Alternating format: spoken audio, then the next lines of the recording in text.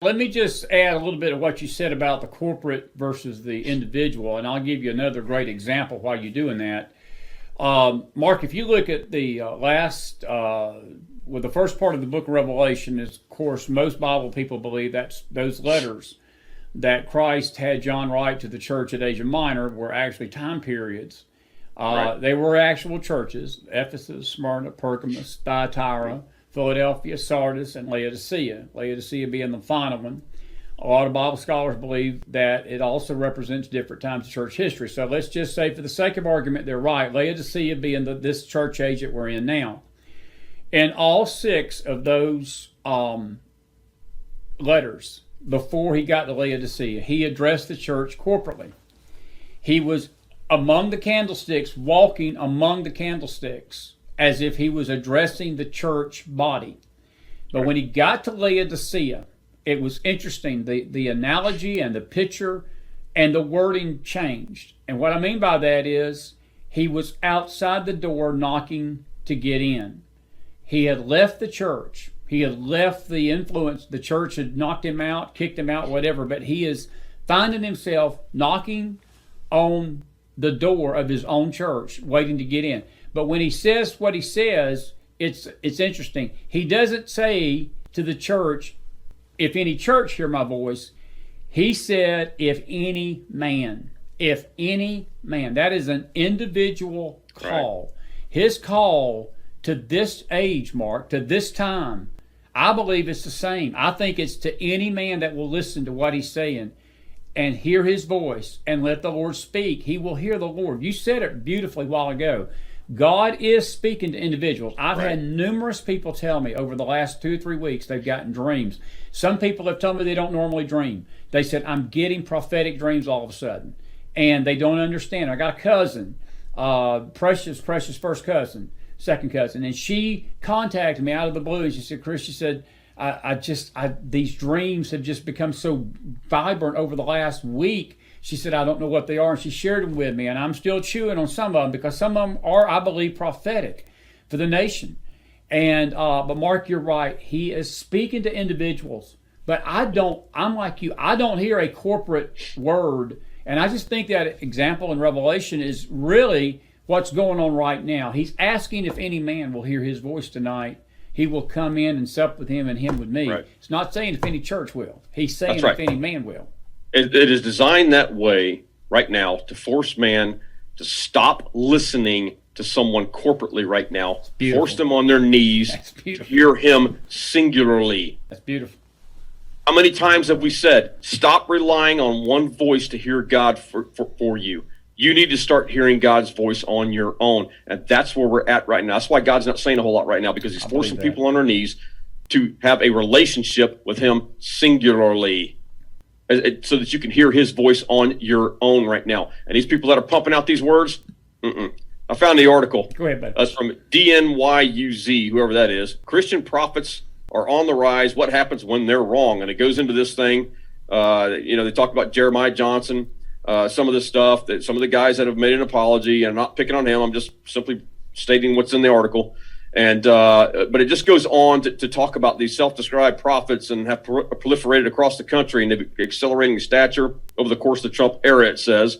And it talks about these many independent evangelists who do not lead churches or institutions. They operate primarily online through appearances at guest or at conferences or as guest speakers in churches, making money through all kinds of stuff. So it goes into all of this. But the point is that the New York Times picked this up. I think this is going to be something that's going to be a culling process again, like we talked about earlier. I think all of the ministry gifts, whether it's pastors or offices, basically, I think are going to get culled out right now. God is in revealing what is true and what is false right now, which is another reason why he's not saying anything corporately right now, because he's trying to show people, here's your leadership. If you will look for the signs, I will show you the signs of who's who and what's what and who these people truly are. So that's pretty much that one. Yes, interesting. You got anything else for us tonight, buddy? Yeah, man, I got some headlines I can hit here real quick. Go ahead. Mr. Bill Gates goes full Captain Planet, wants to change every aspect of the economy while we dine in fake meat. This guy, yeah, he wants to dine on fake meat, which has actually been made out of fungus, basically. I mean, it's incredible. He wants electric everything, widespread consumption of fake meat, since cows account for 4% of all greenhouse gases. Wow. Retooling the steel and cement industries. Widespread adoption of next generation nuclear energy, and to supplement wind and solar power. Chris, let's talk about wind and solar power here for a minute, bro. Here's in Germany, millions of solar panels are blanketed with snow, which means they're not being used, they can't be used, and 30,000 wind turbines are sitting idle because there's no wind. How'd that work out for them? How did that work out? We talked about Trump, right? Oh, Utah, by the way, is circulating a petition to censor Mitt Romney for being an agent for the establishment of the deep state. Big deal. You really think this guy cares? No. Neither does Burr. They did the same thing in North Carolina, and it's worthless. It's useless. Look, censoring these politicians, they just laugh at that stuff. But go ahead. Burr got the same thing. So here's another one right here. 2.8 million are without power in Texas right now. More than 500,000 more in Oregon, Virginia, and Louisiana as temperatures hover near 0 degrees. Now, our good friend Liz Crokin just pointed out, she texted me just now, she says, didn't Biden talk about a dark winter? Yes, he did. A dark winter. Twice he said it just like that. You know what I mean? You decide, folks. Mm-hmm. You decide. And here's how it all got started. Here's some Governor Greg Abbott right here. One of the largest solar farms in America is beginning construction in West Texas, a region known for oil and gas. Texas is already the national leader in wind production. We are swiftly moving to that position in solar, right? Now, here we are as of now, I guess. As of 3:24 a.m., there are now 1.4 million customers without electricity in Texas. Obviously, this is kind of old. Rotating blackouts may continue for a while unless additional power generating capacity is found or energy use decreases. Most spare capacity was eliminated because many wind turbines are frozen. When are they going to learn that some of this alternative stuff like this is just nothing but garbage, man? I know. Well, Texas would like to have their heat on tonight, and it sure ain't coming from the alternative garbage, is it, Mark? No, it's not, brother. No, it is not. Mr. Biden issues a statement calling on Congress to enact legislation mandating background checks on all gun sales, a ban on assault weapons and high-capacity magazines, and to hold gun manufacturers liable for violence committed with firearms. Now, let's talk about this for a second here, okay? This is the part where they're going to start crossing a line, which is what I've been warning about, waiting too long for the plan. Even Clinton said the biggest mistake of his presidency was enacting the ban. Exactly. Because it killed the Democrats, literally, in the midterms, right? It did. Now, how far do they let this go? Again, we're watching a movie here. How far do they let this go? Because I will say this, if they start knocking on doors to confiscate guns, hang it up. No amount of military is going to stop what's coming at that point, because the Patriots will never give up their guns, especially right now. And this is the part I've been warning about. How long do you wait before you start pull the trigger, so to speak, and go after these people? I know some of these people have been arrested. I get it. But it's just the disclosure part. That's what they got to be careful with, because if they allow these guys to start collecting guns, it's not going to be good, Chris. It's not going to be good.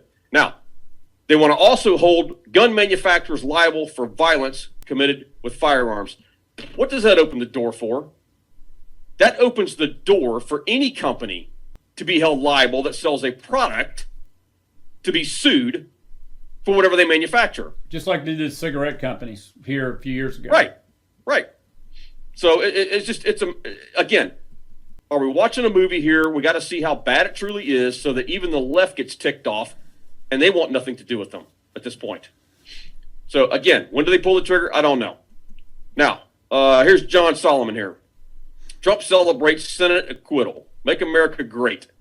Let's see here. I think right here. He talks about where he's celebrating his second impeachment acquittal in the U.S. Senate, slamming it as politically motivated, signaling his intent to continue his political future in the career. Yeah, he says, my deepest thanks, all this kind of stuff. And where's the part I wanted to get to right here? Part of our country. Yeah, he says, a historical, beautiful moment to make America great again has only begun, is what he said. It's a beautiful movement to make America great again has only just begun. Why would he say that, Chris? This again, read the signs. This man speaks in code a lot of times. Read the signs. Why will he say it's just begun, guys? The Thames River freezes in southwest London for the first time since the big freeze of 1962 and 63 as temperatures in England plunged to record lows. I thought we had global warming. Yeah.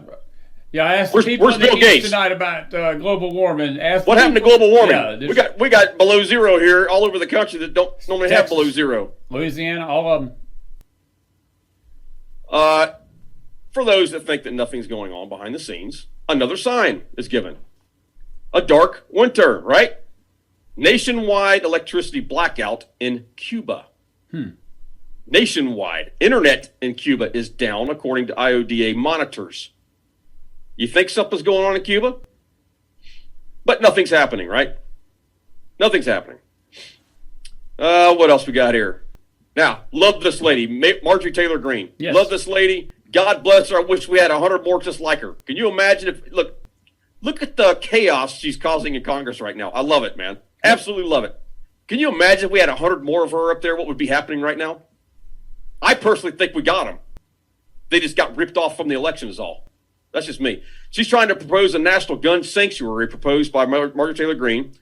And see here, to go national with her issues after Democrats unseated her from 2 House committees, opened with a bang today in proposing legislation to create a national gun sanctuary. God bless her, man. I say go, girl.